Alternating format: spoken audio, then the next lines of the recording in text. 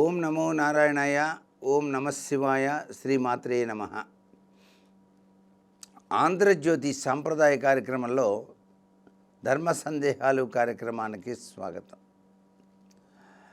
ఇంట్లో పూజ గది ఏ దిశలో ఉంటే మంచిది?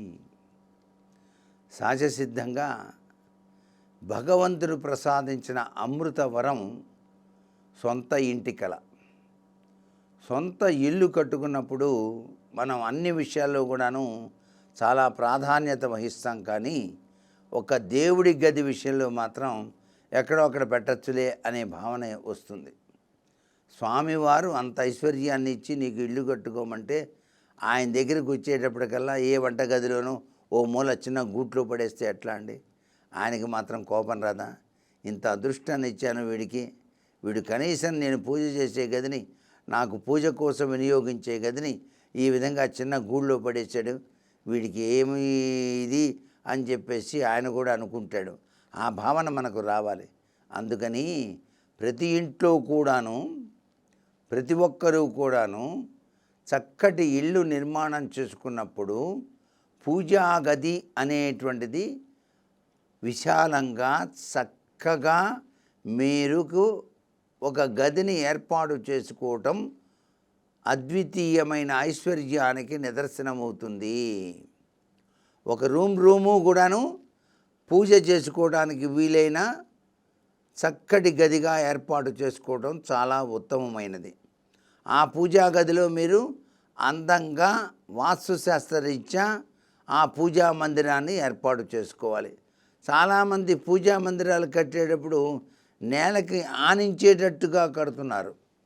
నేలకి ఆనించేటట్టు ఇది పనికిరాదు. నేలకి ఆనించినట్టుగా కట్టకూడదు. ఆ ప్లాట్ఫామ్ కట్టేటప్పుడు కూడాను దాని కింద ఖాళీ ఉండాలి. అంటే మనం పీటకి కనుక నాలుగు వైపులా ఏ విధంగా అయితే పీటని అమరుస్తామో అలాగే ఉండాలి. ప్లాట్ఫామ్ కూడా కింద ఖాళీగా ఉండాలి.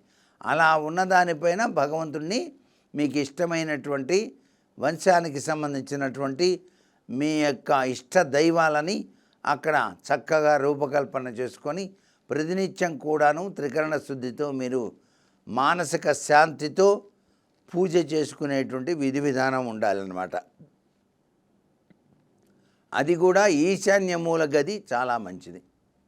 ఈశాన్య మూల గది బెడ్రూమ్కి పనికిరాదు.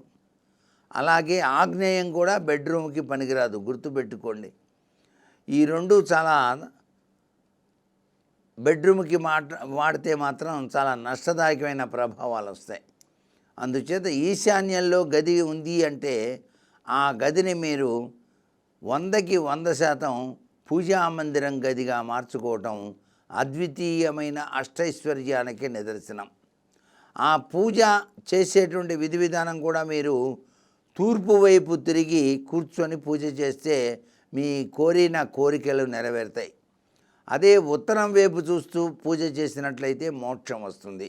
మీకు ఏది కావాలో నిర్ణయం చేసుకొని దాన్ని బట్టి మీరు పూజా మందిరంలో దేవుళ్ళని అమర్చేటువంటి తీరుతెన్నులు అమర్చుకోండి. మీరు కనుక తూర్పు వైపు తిరిగి పూజ చేసేటైతే దేవతా మందిరంలోని దేవుని పటాలు పడమర వైపు చూస్తూ ఉంటాయన్నమాట. అంతే కదా, పడమర వైపు చూస్తూ ఉంటాయి ఫోటోలన్నీ కూడా. మీరేమో తూర్పు వైపు తిరిగి చక్కగా నిష్టగా పూజ చేసుకుంటారు. అదే ఉత్తర దిశలో కూర్చొని మీరు పూజ చేస్తే దేవుని పటాలన్నీ దక్షిణం చూస్తూ ఉంటాయన్నమాట. కాబట్టి అన్నిటికన్నా మూలము చక్కటిది యోగవంతమైనది అయినది తూర్పు ఫేసింగ్లో మీరు కూర్చొని పూజ చేయటమే ఉత్తమోత్తమం. మీ కష్టాల కడల నుంచి బయటపడటానికి, కోరిన కోరికలు నెరవేరటానికి, పూజా మందిరంలో కాసేపైనా ధ్యానం చేయటానికి మీకు తూర్పు దిశే శ్రేయోదాయకవంతమైన ప్రభావాన్ని ఇస్తుంది. పూజా మందిరంలో మీరు అమర్చేటువంటి ఆ చిత్రపటాల అమరిక విధానం కూడా వాస్తుశాస్త్రరీత్యా చాలా అవసరం. ఈశాన్య మూల తప్పనిసరిగా శివపార్వతుల యొక్క కుటుంబం ఫోటో ఉండాలి. శివుడు, పార్వతి, విఘ్నేశ్వరుడు, కుమారస్వామి వీళ్ళు ఉన్నటువంటి చిత్రపటాన్ని ఈశాన్యంలో పెట్టాలి. మీ యొక్క వంశదేవుడు ఉన్నాడు చూసారా, వెంకటేశ్వర స్వామి అనుకోండి, మధ్యలో ఉంచాలి వెంకటేశ్వర స్వామిని. తర్వాత మీ ఇష్టం వచ్చినటువంటి దేవుళ్ళను పక్క పక్కన అమర్చుకోవచ్చు. విగ్రహాలు మాత్రం చాలా చిన్నవి ఉండాలి.